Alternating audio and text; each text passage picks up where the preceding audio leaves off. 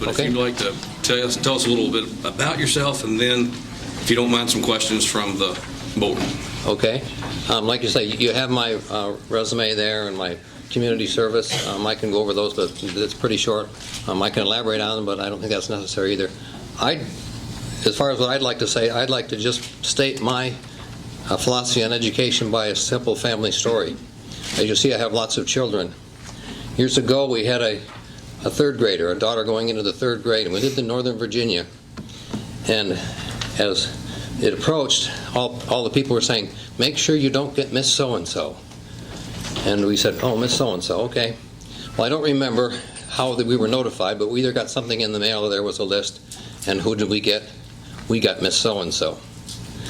So I asked for a meeting with Miss So-and-so a couple weeks after school started. And I sat down with her and I said, Miss So-and-so, I'd like to thank you for helping me educate my children. She was one of the best teachers we've ever had. The point being that education is a work between parents and children. As a school board, we oversee that. As you see, I've been on a school board before in Buena Vista, have served in social services, and have lots of experience dealing with children. So you don't want to hear from me, you want to ask some questions. So if you have any questions, I'd be happy to answer them. Questions from the board member? Yeah, I got a question. You have 12 children? Yes. My wife and I were both previously married. We had 3 apiece. We then had 4 together, and we have adopted our last 2, which are a second and third grader at Mountain View. So I have a vested interest in the school system here for the next 10 to 12 years. You got your own school. I know you've been following the consolidation pretty close. What's your thoughts on that? What's your thoughts on closing our middle school?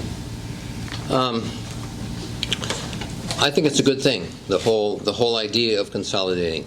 I don't necessarily think bigger is better, but I think it will provide more opportunities for the kids to get different things that they wouldn't have got in the 2 systems.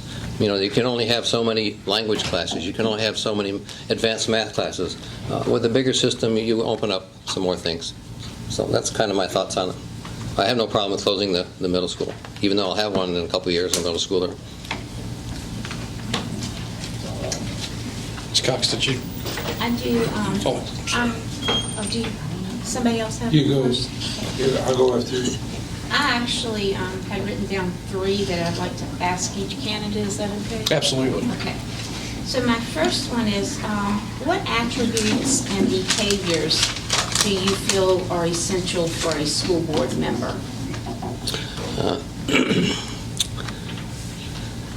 Attributes, I think, are you have to have a good knowledge of the education system and how the system works. If you remember my resume, I worked for IBM for 35 years, and I retired in 2002, and I've been involved in education since then. So I've been involved in education for 20 years at all different things, coaching, driving a bus, being a transportation director. So I think you need to have an understanding of the whole education system and how it works. You need to have a thick skin. Anytime you get involved in public service, you need to have a thick skin and be able to take comments and take people's opinions and listen to them. You have to be able to listen to people's opinions. My second question is, what do you feel is the best way to address differences of opinion on the board or between the board and the administration?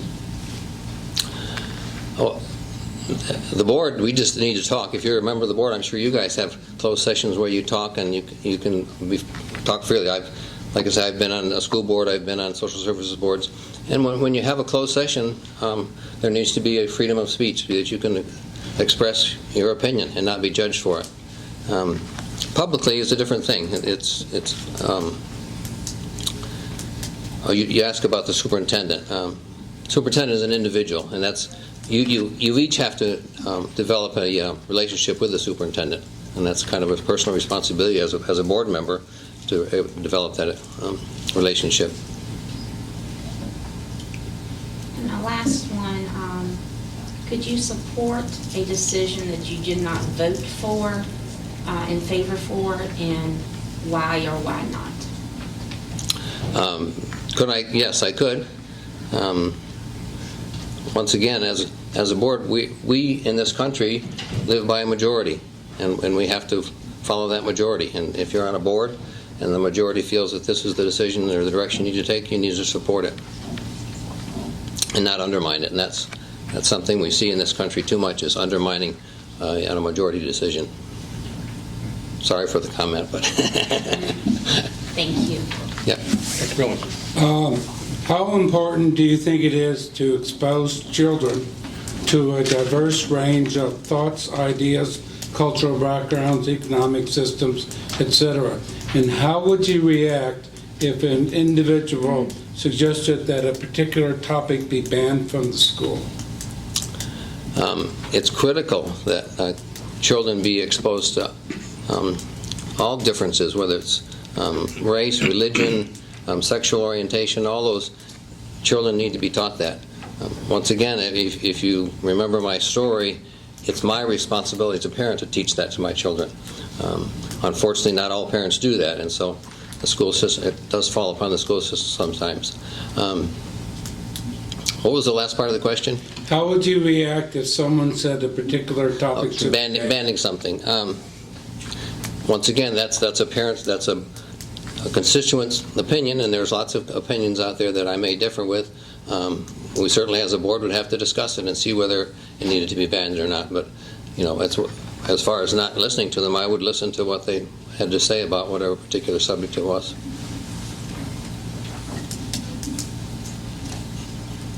Is that all you have? Good. Anyone else? Yeah. Mr. Griffin? Advancement in trade schools and high school was the first one, and parents' rights and what's taught in the classroom. Okay, how do I feel about trade schools? And it's an integral part. We have too much stress on obtaining a college education. There are plumbers, electricians, contractors who make far more than lots of highly educated people. Now, we certainly want to stress education. The most important part of education is being able to read. I mean, you can't be a plumber, electrician, or a brain surgeon if you can't read. What was the second? I'm sorry, what was the second question? Second part of that How do question? you feel about the parents' rights and what's Okay. taught in the school? Yeah. Well, once again, the parents do elect us, right? They elected you, you will appoint me, but then if I continue, I'll have to be elected. And so they have a right to voice their opinion, and they have a right to say what they believe, but it doesn't necessarily make it right. That's your decision as the, well, not your decision, but the school board's decision of what's right and wrong to be taught in the schools. Of course, they can always vote you out if they don't agree with you, but Okay. That's all we got. Anyone else? Currently employed at Rockbridge, I am employed at Rockbridge County, yes. you're employed there now. Right. What possessed you to run for this board? An 8-year-old and a 9-year-old who are, I want them to get a good education. I think it's the most, they have, as I mentioned, those were adopted, they were foster children. The two biggest problems in foster care and the family services system is lack of education and abuse of drugs and alcohol. I can't teach my children to not abuse drugs and alcohol. That's their own decision when they get old enough. But I can get them a good education and see that they have an education and then become wise. You know, just because you obtain an education doesn't make you wise, but hopefully with some guidance they can obtain a good education and become a wise person. All 10 of my natural children have completed college and are productive adults. And that's what parents should look for, is providing an education for their children and helping that they become productive adults. Good. Do you have anything? How long was you on the Buena Vista City School Board? About 10 months. And the reason I had to resign was because I came here.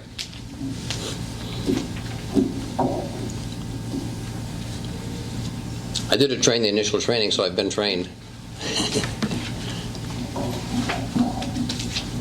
Any other questions from the board? Mr. Butler, thank you very much. Okay.